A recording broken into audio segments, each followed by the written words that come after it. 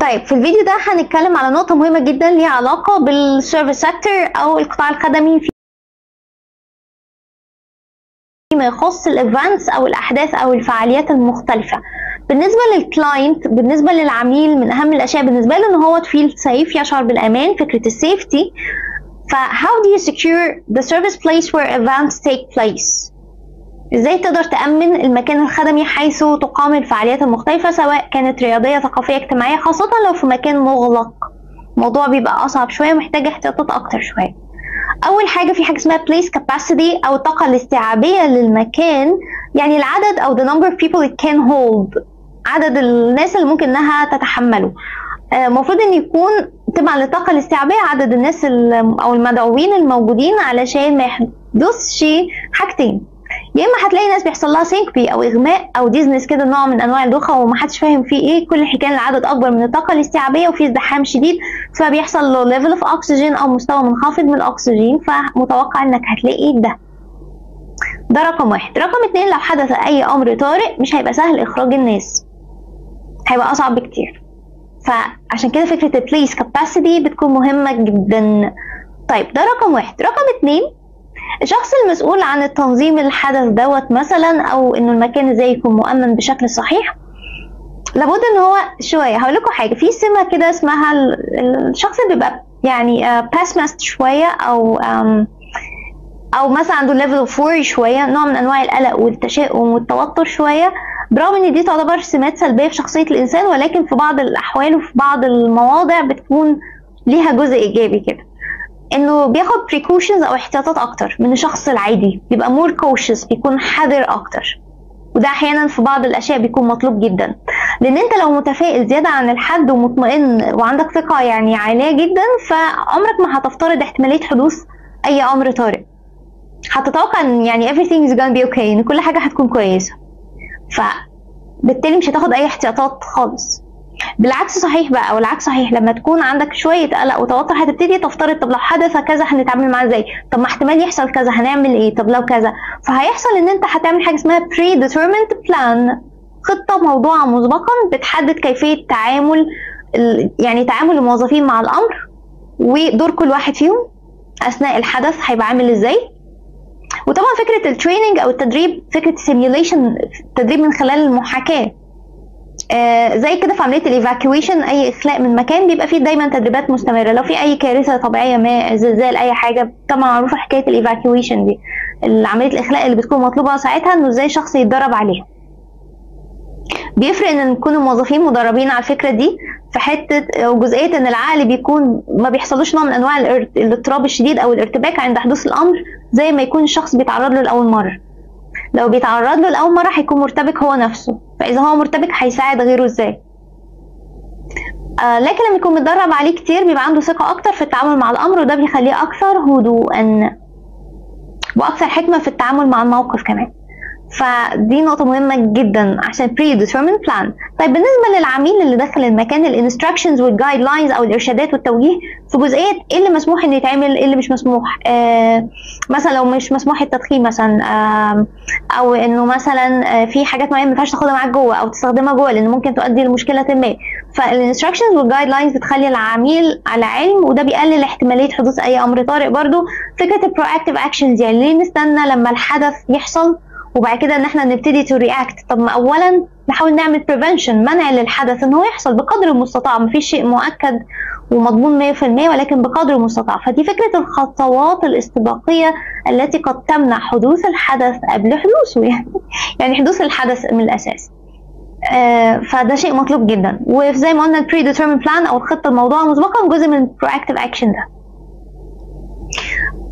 طيب دي كمان نقطة مهمة جدا. تعالوا بقول لكم نقطة ثالثة مهمة جدا، طبعا فكرة الاليرت سيستم، نظام التنبيه، الفاير اكستنجوشنج سيستم او نظام الاطفاء، والحاجات دي اساسية ومعروفة ومش محتاجين ان احنا نتكلم فيها لان دي حاجات اساسيات يعني. لكن في نقطة مهمة جدا تانية اسمها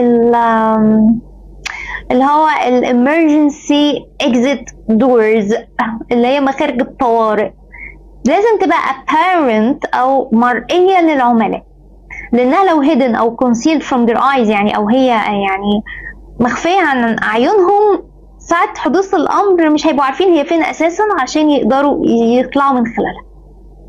فدايما بيفضل انها تكون ظاهرة. الحاجة التانية انه يكون في احيانا بيكون في خرائط، يعني خريطة في ماب كده بتبين المخرج ازاي، وده افضل بكتير قوي عشان بيسهل الامر بدرجة كبيرة جدا على الشخص. خاصة انه بيكون متوقع في دايما الاحداث الاجتماعية وفي الايفنتس دي انه بيبقى فيه مش فرد لوحده، ده بيبقى ممكن معاه اسرة كاملة، فبيكون الموقف معقد اكتر واكتر توترا لان هو عايز يعني ينجو باسرته، ففي عدد كبير فبيحصل تدافع، فبتكون النتائج ساعات سلبية جامد جدا. فدي نقطة مهمة جدا. تعالوا اقول لكم كده على حاجات بسيطة تانية. لو في ايفنت بالذات لو في عدد كبير من الاشخاص، تخيلوا معايا مثلا كده انه في نقطة مهمة، انه لما بيترك الامر للعميل لوحده بيكون عنده حالة من الارتباك ان هو مش قادر يتعامل مع الموقف، لكن لما بيكون في جايد او مرشد داخل المكان بيسهل الامر جدا. فتخيلوا لو مكان مكون من 100 شخص مثلا، وقسمناهم كل مجموعة ل 25 شخص، وكل 25 شخص حطيناهم في سبوت بحيث يكون يعني كل سبوت مثلا 4 سبوتس كده، كل جزء فيه مثلا لو بنتكلم على عدد من الترابيزات مثلا وحواليه عدد من الاشخاص، كل منضدة يعني عليها مثلا اسرة، عليهم ناس معارف او اصدقاء whatever او ناس مع بعض. لو جمعت 25 في سبوت و25 سبوت وجبت 4 جايدز 4 مرشدين متواجدين في المكان، وفي نفس الوقت بجانب كل سبوت في مخرج طوارئ عند الأربعة، لو حدث لا قدر الله مثلا حريق بشكل مفاجئ، تخيلوا مدى سهولة إخراج الناس. هيبقى في وقت قليل جدا، أولا لأن خلاص في 4 جايدز وكل جايد مرتبط بالسبوت ده، أنت مسؤول عن السبوت ده بالناس اللي قاعدة فيه ال 25 فرد دول، وأنت مسؤول عن السبوت التاني أو البقعة التانية دي اللي فيها الترابيزات دي اللي فيها عدد الناس ال 25 والتالت والرابع. فخلاص مجرد ما يحصل حاجة هيقوم على طول يروح مطلع الناس، وكل واحد كل سبوت في جنبه مخرج طوارئ قريب منه، فمش هيحصل تدافع على باب واحد مثلا، مش هيحصل تدافع على بابين، مش هيبقى المكان بعيد جدا فعقبال ما ناخد الناس دي للباب هيكون خلاص صعب ان احنا نخرجهم، لا كل مجموعة وراها قريب منها. ففكرة ان يبقى في exit doors او emergency exit doors كذا واحد يكون منتشر حول المكان، يعني مش واحد بس، ويكون ظاهر للناس وفكرة كمان وجود انه في اشخاص مسؤولين هم اللي هيخرجوا الناس، لان الناس على فكرة اغلب المشاكل في الاحداث دي او الاصابات او اي حاجة في الاماكن الخدمية اللي ممكن لا قدر الله يحصل اي امر طارئ، حتى لو زلزال مش لازم شيء يعني كارثة طبيعية مفاجأة، اي حاجة سببت هلع او بانيك للناس وحبوا يخرجوا من المكان، انه ناس بيحصل تدافع من الرعب والخوف.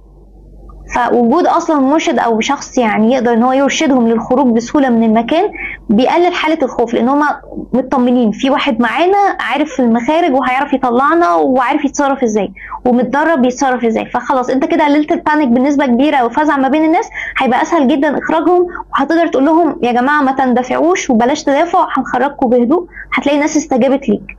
لكن لو الناس فوجئت انها لوحدها ومفيش حد بيخرجها، او يا دوبك واحد على عدد كبير من الناس او 2 بس على عدد كبير من الناس، لابد يحصل ارتباك، لابد يحصل تدافع وتكون النتائج سلبيه. فالاصح ان يكون يعني ده وجهه نظري ان يكون سبوتس ومتقسم، كل سبوت في شخص مسؤول عنه، بالذات في الاماكن بيبقى فيها حدث فيها عدد كبير جدا من الناس. فكره الديفيجن او التقسيم دي، ونكون كل مجموعه في جزء سبوت لوحده عشان يكون مسؤول عنه شخص ويكون قريب منه اكزيت دور. فده تنظيم المكان من اوله وتنظيم الايفنت، ودي اعتقد انها تفرق جامد جدا. بس دي كانت كده بعض الايديز يعني او بعض الافكار.